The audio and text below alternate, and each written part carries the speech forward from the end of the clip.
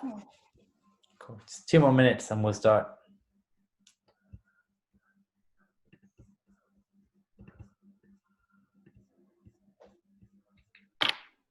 And if anyone has any questions, feel free to just post those questions below and we shall try and answer them.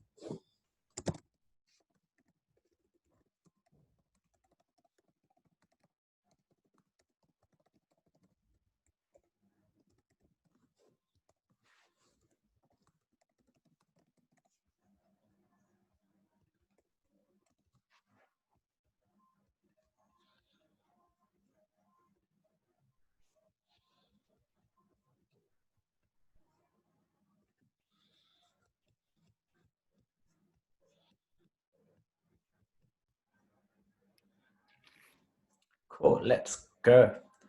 So if you're just tuning in, welcome to the R&D page. And today we are talking everything chronic pain. So I'm joined today by Divina, who is a therapist / counsellor based in Harrow. And essentially today we're going to go through chronic pain, talking about what chronic pain is and talking more about the psychological effects of chronic pain, to talk about anxieties, fears that you may face, and perhaps even share our own examples of clients that have walked through and also go through tools that could be useful. So if you don't know me, my name's Jag. I'm a physio working at R&D Physio, and I'm also a coach and mindfulness teacher who likes to specialize in chronic pain, particularly. And I'm joined by Divina, who, if you're happy to introduce yourself. Cool. So I'm Divina. I'm based in Harrow and I'm a person-centered therapist. I studied at the University of Nottingham and have recently opened up my own practice, but I've been kind of on and off placements for about 4 years now. So yeah. Sweet.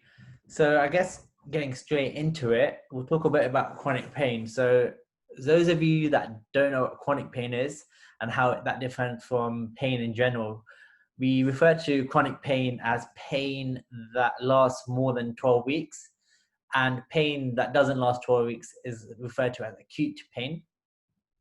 And essentially, it can be a physical feeling where you injured yourself and that pain lasts longer than 12 weeks. And common chronic pain include back pain. So we get a lot of patients that walk through with back pain.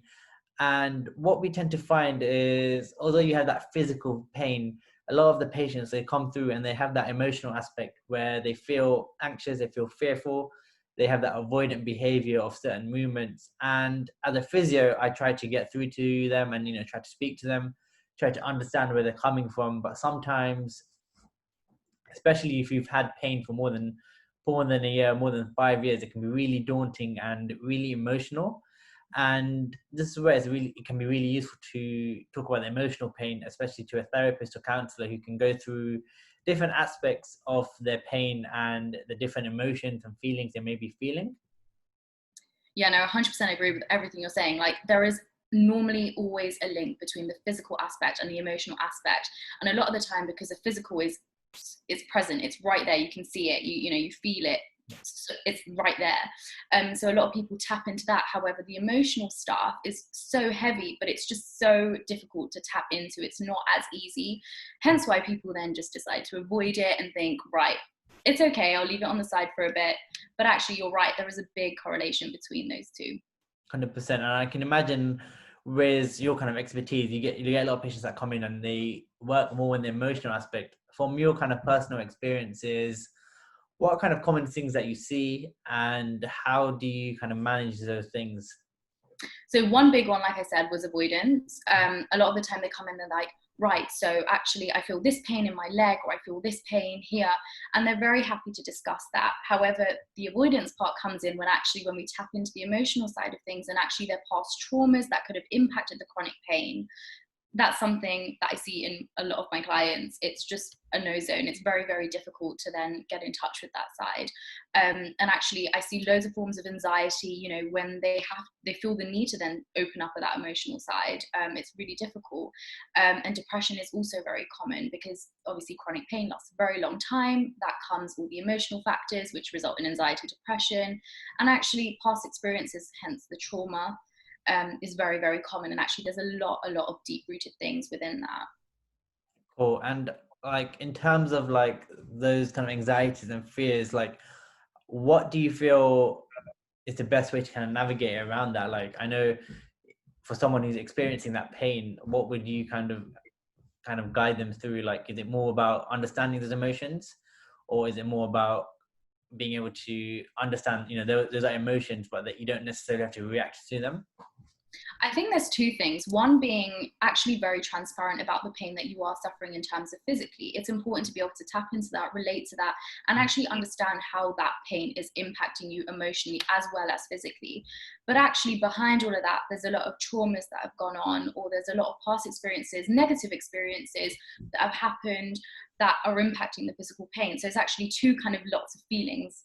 The pain aspect of, for example, frustration is a huge one, feeling drained, feeling tired, all of those things, and looking at that, but then also looking at the fact that there's a lot of emotional stuff. So pain, hurt, upset, anger that could be kind of trapped within the body as well.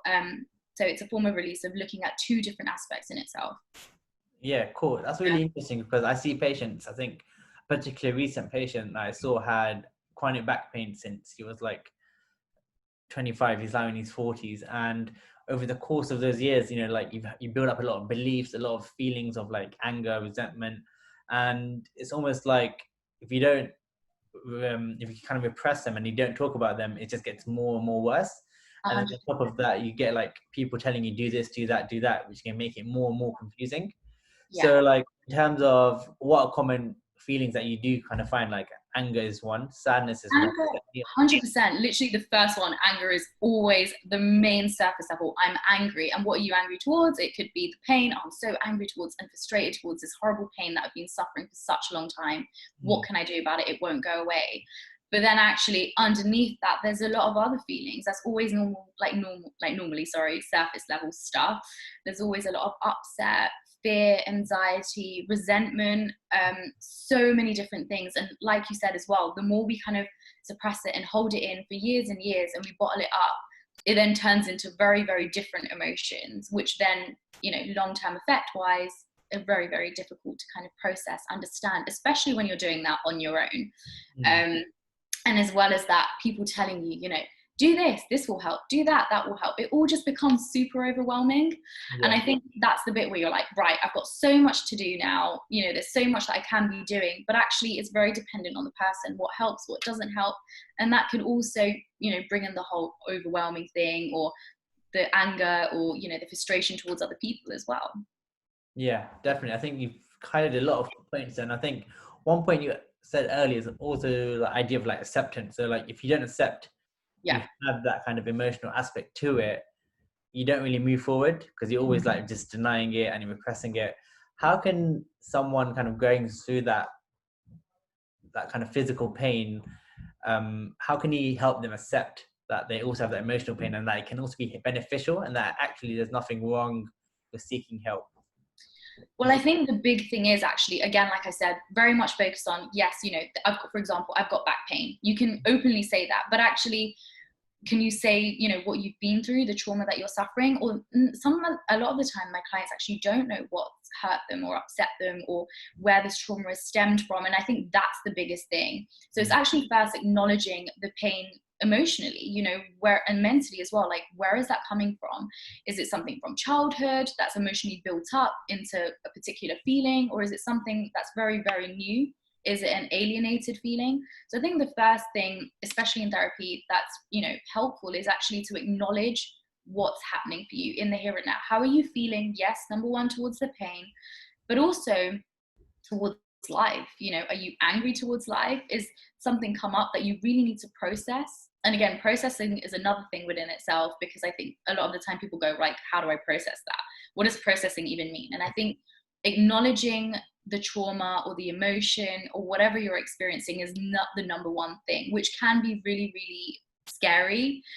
Being in that chair, counseling first time, something that you've never experienced. We've got the stigma around mental health, but actually it's the best thing that you could do for yourself, because you're releasing and you're letting go of that pain, anger, upset, that negativity, basically. Yeah, I think like acknowledging things is really important, because I was talking to some colleagues the other day, And we were actually talking about how like sometimes patients come through and because they've experienced so much kind of like people like telling them do this, do that, do that, you know, your back pain will get it if you start moving, if you start, go see a physio, go do some exercise, drink like lemon water, all these kind of remedies. And Yeah. home, especially with family, they don't acknowledge the pain that the patient's going through. So when they Right. come to you like a physio, they kind of just want that acknowledgement saying, you know, your pain is normal, your pain is real. And I Yeah. guess like the next step to that would be going to see a therapist where they can kind of talk through that pain and that emotional aspect to it. Yeah. Is there kind of any experience that you've had or like personal experience that you've had with pain that you can kind of talk about and kind of give an example of maybe a client or two? So regarding my own personal pain, unfortunately, yes, a lot. And this is why I think you tap in like in a great way, because obviously I did attend physio and I think it was really, really beneficial for many reasons, but actually went to then therapy for myself to kind of think, right, I'm a therapist, but actually do I need personal therapy for myself to grow? And actually, yes, I did. So one aspect is, again, the way you said common, something that's very common is back pain. So I have a spinal cord issue and also a slip disc at quite a young age, which was really, really, actually, I felt angry towards that and being able to accept that now. Because I'm so young and I was like, why do I have this? You know, it's kind of like the whole anger, why me? Like, why is it impacting me and nobody else kind of thing? So there was a lot of that. And then actually, I'm also diabetic. That came as a huge, huge shock for me. And I think as a lot of people who do have diabetes, you know, it's like, wow, gosh, okay, you know, there are so many life changes you have to make. So in terms of future goals that you can explore in therapy, that's really beneficial, you know, to be able to explore how you're feeling about the diabetes. How has that changed your life mentally, physically, even, you know, I gained a lot of weight. It was really different for me. So there are so many different things. And I think hence why I'm kind of saying, yes, the physio is great. It's the first thing, right? Because you notice the pain. So I get leg cramps in the middle of my sleep. I get the tummy aches. I get really, really bad headaches.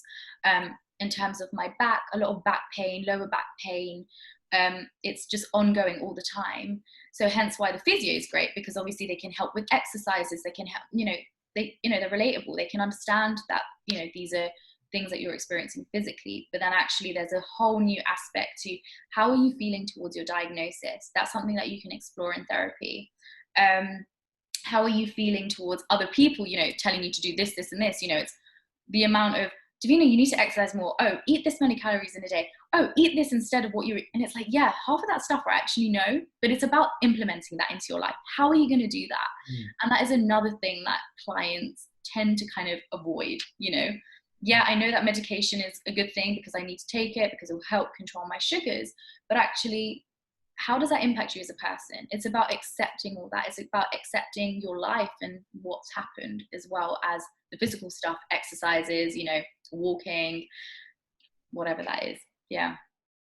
Yeah, I think definitely, like you said, like when everyone's bombarding you with information, it can get really daunting and you're like, what do I do? Because you're like, yeah, I can do A, B, C, D, E, but again, you have to implement it. And I think when you come to like when you're given so many solutions and you come to a physiotherapist, you want them to kind of deconstruct everything, kind of like you have a scattered brain, right? And you want them to kind of make everything easier and simplified so that you can follow. So Yeah. definitely I can see where you're coming from. And I think a lot of our clients are the same way. They have so much information about exercises, do this, don't do that. And I think it's important as a physio for me to be able to say, you know, do this movement, do that movement. And I think similarly for you, it's important for you to acknowledge the emotions and I guess be able to kind of like get their thoughts across and like separate them. If that 100%. makes sense. Yeah. Is that what kind of like what you guys do? Yeah. And I think it's very similar in both of what we kind of do, because you're saying, yes, I offer, you know, yeah, do physio, etc., etc. But actually, there's a lot of other stuff. Like you're saying, you have clients that come in, and actually, there's a lot of emotional stuff that they, you know, then offload onto you. Yeah. And actually, for me, it's the same aspect. In okay, yes, I need to be able to kind of relate and understand to that physical element, but actually also be able to kind of dive straight into the emotional aspect and actually how that's affecting them emotionally and mentally as well. Yeah, definitely. I think another key point I want to do draw out is that you said slip disc, and a lot of clients that come through and they have the like MRI scans, slip disc, and actually like there's a lot of evidence showing that, you know, a lot of people do have slip discs, but it doesn't mean they can't return to their full function, they can't do their full activity, and that slip discs are quite common in the population. So you do have slip disc, and you're told that kind of from a physio or a GP, that can be really daunting. And actually, like, we try and stay away from that, because we want to try and simplify the terms and show people that actually you can train, you can do this, and a slip disc won't stop you from doing it. Yeah, and I think that's actually so important, because the reason I say that is because when you go see professionals and you go to doctors and they kind of look at you and think, right, this is the information, you have a slip disc, and that's it. And it's like, okay, right, so what can I do now to help myself? Just walk, don't do anything too heavy. And it's like, right, so that obviously, as being diabetic as well, that means, right, so in terms of exercise, I have to be careful, I feel it on a daily basis. So actually it's important to know that, hence why going to physio is good, because then you can help implement those exercises, your daily routines, improve in terms of like your physical side, which a lot of the time when you go to the doctor and just kind of given that piece of paper, it is really daunting and it is super scary. So yeah, definitely. And in terms of also one more thing, trauma. So me, if you had told me trauma like 2-3 years ago, I would have been like, trauma is like a big term, like, I'm not traumatized, I can't be traumatized, you know what I mean? So like, I've come to the understanding that trauma, everyone experiences their own kind of way of trauma, like their own kind of trauma is relative for each person. So in that sense, like, what kind of simple kind of ideas of trauma that I've experienced, or like, and what are kind of more severe terms of trauma, or is that even me describing trauma in that sense really bad? Do you know what I mean? I think people describe trauma as like, there's a big T, like there's a big element of trauma, and actually there's a small T, there's a small element of trauma. But I think that is very personal to you. So, trauma can be anything. People say, oh, that was really traumatizing. It could be an event that you witnessed. It could be anything. It could be a form of domestic violence that you've experienced yourself, or you've witnessed somebody else, in the household. It's so big. Car accident, etc., something that stays with you. It's something that is so big that you need to be able to process in a healthy environment, in a healthy way. And I think there's not really a way to describe it. And I think the reason that I kind of get stuck with that all the time is because a lot of clients I get come in are like, well, what's like, am I traumatized? Is this a form of trauma? And actually, what does that even mean? Because if it's impacted you in some form of way, that means it's just impacted you in a negative way or in a positive way. And I think it's just very dependent on the human being themselves. Do you value it as trauma? That's the way I would look at it. Is it something that's impacted you in a negative light, that stops you from doing things, that makes you, have nightmares, or even wet yourself, or hold that physical pain in a certain way, or in a certain area or part of your body? How has it impacted you? And I think that's kind of what trauma is. There's no kind of right or wrong way saying that, I think. Okay, cool. And in terms of like, I guess the Asian community, because we see a lot of them like come to us in Northwood, and there's a lot of stigma around seeking help for trauma, seeking help for the emotional side. What kind of advice would you give someone who's kind of going through kind of like sadness, anger, resentment, and they haven't come to fully accept the pain, but they want to kind of let go of that pain? How can you break that stigma of seeking help is actually good for them and can help them move forward and become more happy and more content? So the one thing you say, like, is that you get a lot of kind of the Asian community coming to you, right? Hence, because obviously you deal with the physical aspect, and a lot of the time when it's physical, you can see it. You see a limp, or you see you're in pain. People are like, wow, what's happened to you? Are you okay? But actually, when you're going through some form of mental health condition, or just a negative or a bad time, people don't, a lot of the time in the Asian community, it's just kind of like, whatever, it is what it is, you'll get over it, kind of thing. And I think actually that's a big one, because I work with a lot of Asian clients, and the first step is always the hardest. That's the way I look at it. You can go to friends, you can seek support from friends or family members, etc. But actually being able to express your feelings in a very open environment, in a freeing way, actually, by swearing, by talking about a family member that's really getting on your nerves, or whatever it is, it's actually really, really beneficial. And I think there is a stigma around it, and I think hopefully I would like to break that, break that stigma, and I think that's something that we would like to do. However, I think, like I said, first step is always the most difficult, and I think it's important to remember that the physical aspect and the emotional aspect should be level. you know, it's one's not higher or, you know, lower than the other. They should both be looked at in the same way. And actually the biggest step is also accepting that, you know, there is something up and you are feeling low, you know, there's elements of low moods or whatever.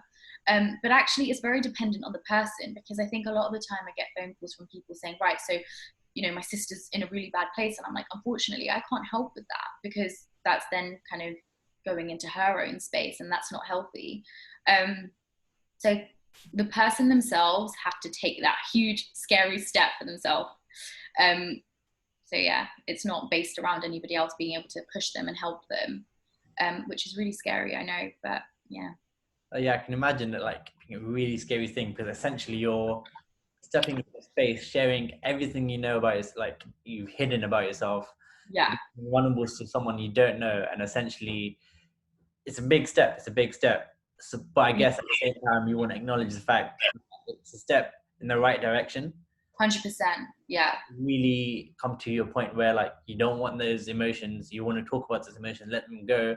You have to take that big step. And I guess whenever you're ready, you can take that step.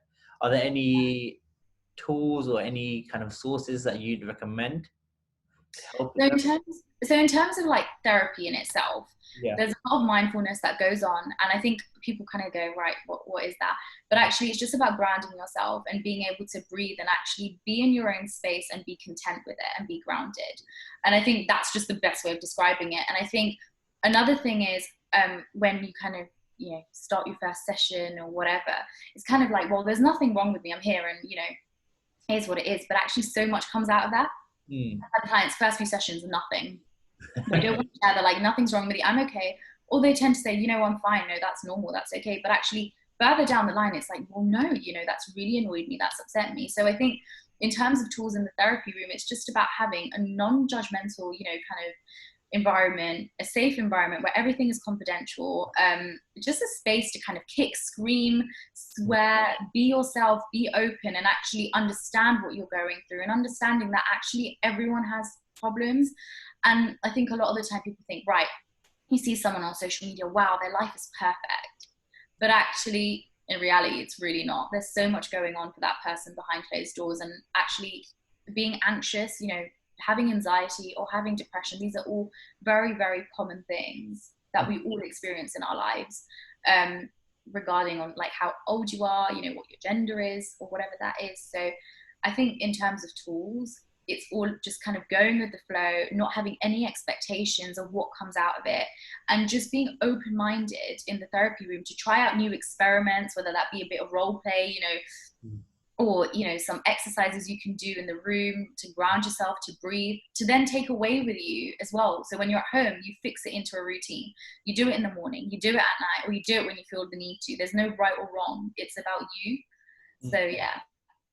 Yeah, it's really interesting, like, that point you made about social media as well. I think so many people are like worked up, like, you know, their life is perfect, their life is not perfect, but, you know, life is good, and they push through the pain, you know, like, especially with workouts, people come with pain, and they're like, you know, I can handle the pain, it's fine, I'll just do the, you know, take paracetamol, take the painkillers, and just walk through. But you're not fine, because you're basically compensating. You're trying to compensate with painkillers. You're trying to move through and really avoid those kind of the root cause of this pain. 100%. So definitely, I think you raised a key point there. And also the fact with mindfulness, again, like, I use a lot of mindfulness in my sessions, and I find a lot of people, what they do is over the course of, you know, 2 to 3 weeks, they find that the pain is still, you know, they might still be there, but they're able to kind of disassociate with those feelings of like anger, resentment, and kind of move through and do other activities like exercises, for example. So definitely, yeah, mindfulness can definitely help there too. So you've seen like a pattern that when they do implement these into their life, that actually, even though the pain is still there, it kind of releases something, a form of emotion, or, you know, some kind of, you know, gauging and understanding towards what they are actually experiencing. Yeah, 100%. Like, their quality of life improves. So like, even like, for example, I had a patient, and even though he might still experience pain here and there, compared to 6 months ago where he was like really angry at life, you know, why am I living, suicidal thoughts, anxiety, now he's able to work out, live his life, spend time with his children, family. Quality of life improved. He might have pain here and there, but he knows that that pain will be short, you know, he can manage that pain, and then he can.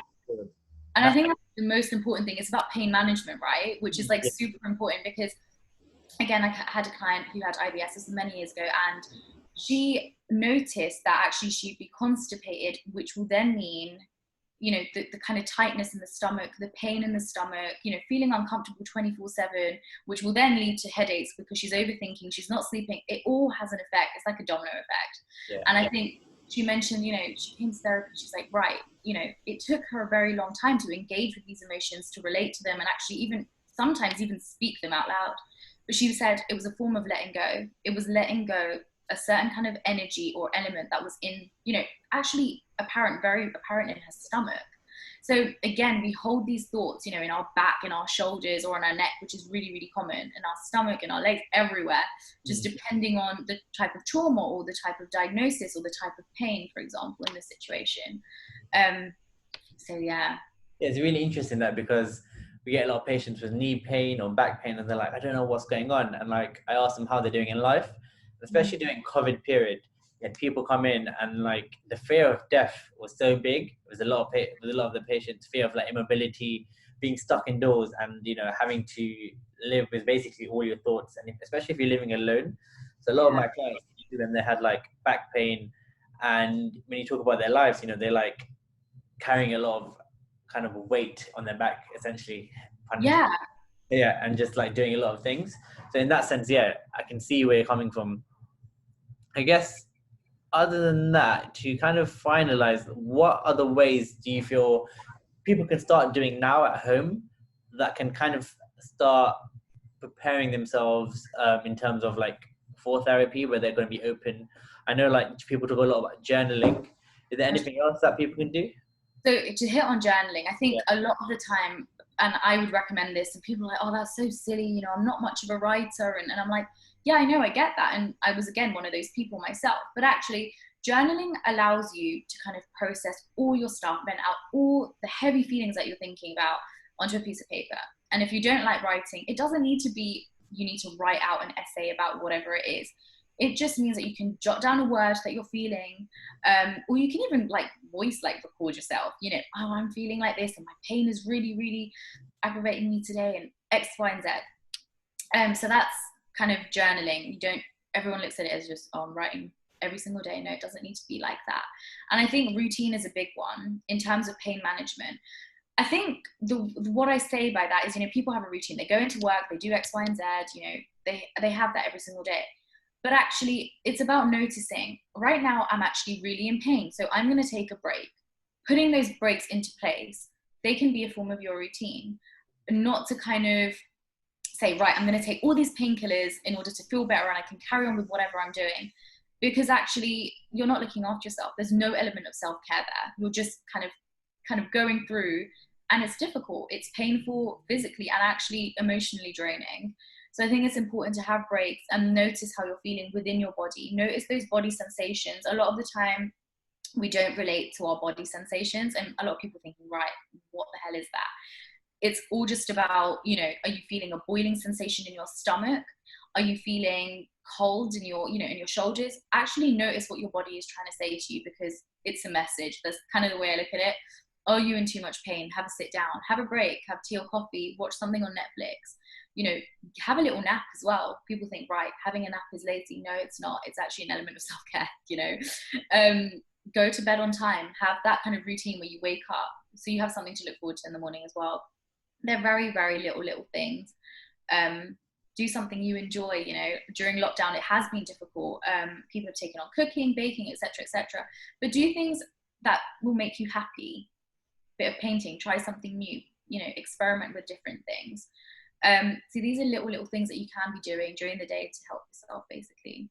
Nice. And I think like with journaling, like you said as well, I've been journaling the last few years, and I think initially when I started, I could barely process any of the emotions. Like I would just do like 1 or 2 lines and I'll just stop there and I'm done for the day. But I think as you go into it more and more, it's like a habit, right? You're building it up, and as you get more and more into it, you start pouring out. So definitely good points there. Routine, definitely routine. I think a lot of clients come in, they're used to having so much pain that they don't know what they're doing, and they just go with the flow kind of thing, and kind of let pain dictate what they do. So 100%.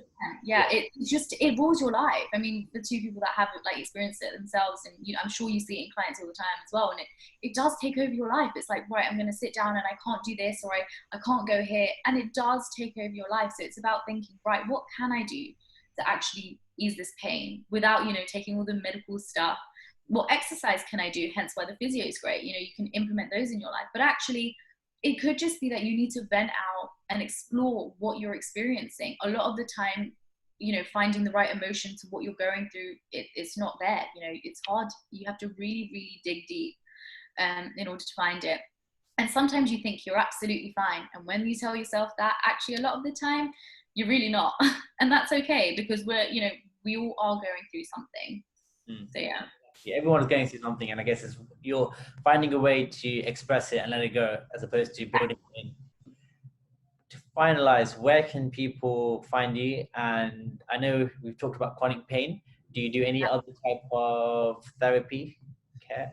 Yeah. So in terms of what I work with, I've worked with a range of stuff. I've worked in a domestic violence kind of unit where I worked with women only, all different ages. So a lot of that work was like around abuse, basically domestic abuse, financial abuse, sexual abuse, the list goes on. A lot around, stress, so chronic pain obviously means a lot of build-up of stress. So stress, anxiety, depression, just the range. I've done quite a lot of work with children as well. So, forms of art therapy and things like that. In terms of mindfulness as well, is something that I always try and fit in as tools as and when I feel like a client is ready to do that as well. So it just really depends on the client's needs. I work with a lot of relationship problems, work-related issues, bullying, and also I think the important thing here is as well, it's a lot of self-development. You could just want to come to therapy because you want to discover yourself, and people are like, what does that mean? But actually learn a bit more about yourself. Give yourself, an hour a week to actually check in with yourself. How are you doing? Where do I need to grow? I want to set goals. What goals do you want to set? So I work a lot around that as well. So creating a lot of awareness in your life, essentially. 100%, yeah, that's the word. Just bringing self-awareness to yourself so that you can help yourself basically and support yourself in a positive and healthy way. Nice. And you're based in Northwood, am I correct? So I'm based in Harrow. I'm about a 5-minute walk from the station. There's also on-street parking, as well as working like in a practice. I also work online, so via Zoom, telephone appointments as well can be had. So yeah. Nice, yeah. I said Northwood because we're based. Yeah, no, that's fine. So if you want to contact Divina, go ahead. We'll be posting details on our page. So contact her, and if you're going to R&D Physio, you can get discount. Am I correct? So you get discount to the first session. Yeah. And I don't know what those are actually, so I'm leaving that with you. Okay, that's fine. Yeah. So I believe it's 10% of your sessions, and if you want to do physio sessions, so Divina, then you get 50% off our first 2 sessions. So if you're interested in that, come through. And I think it's been an interesting chat. To kind of finalize, is there anything like you'd want to end with? Any kind of words of wisdom?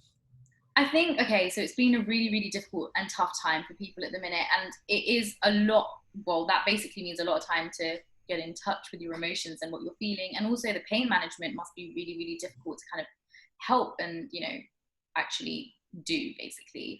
So I think it's all about, taking your time, going with the flow, understanding what your needs are as a human being. Does that mean that you need more sleep? Does that mean you actually do need therapy on a one-to-one basis to explore your emotions, explore if there are certain elements of your life, past experiences that you haven't kind of processed or accepted in life. And also the physical aspect as well of actually going to a physiotherapist might be beneficial because there's all the physical stuff, exercises that you can do to help yourself and make a routine basically. So I think it's all about breaking the stigma and knowing that physical health and mental health are both as important as each other. Regardless of what anyone says, oh, you don't need therapy, or what's that, what does it mean? Actually, it's super important for your self-awareness, for your growth, for yourself. We live in busy cities, or, working life is very challenging and very difficult. Ask yourself, how are you feeling? How are you doing on a day-to-day basis? Are you doing okay? Are you struggling? Be curious. Ask yourself questions, I think, is the most important thing. Nice. Cool. So Cool. I think that's it. And then an Instagram as well. You're on Instagram? I am on Instagram, so it's Divina Therapy, and it's spelled Divina and then therapy. Sweet. So we'll be posting that as well on our Instagram page, so r.d.physio. So if you have any questions to finish off, if you want to ask them in the chat, just trying to check the Facebook Live now. Cool. A second. Cool.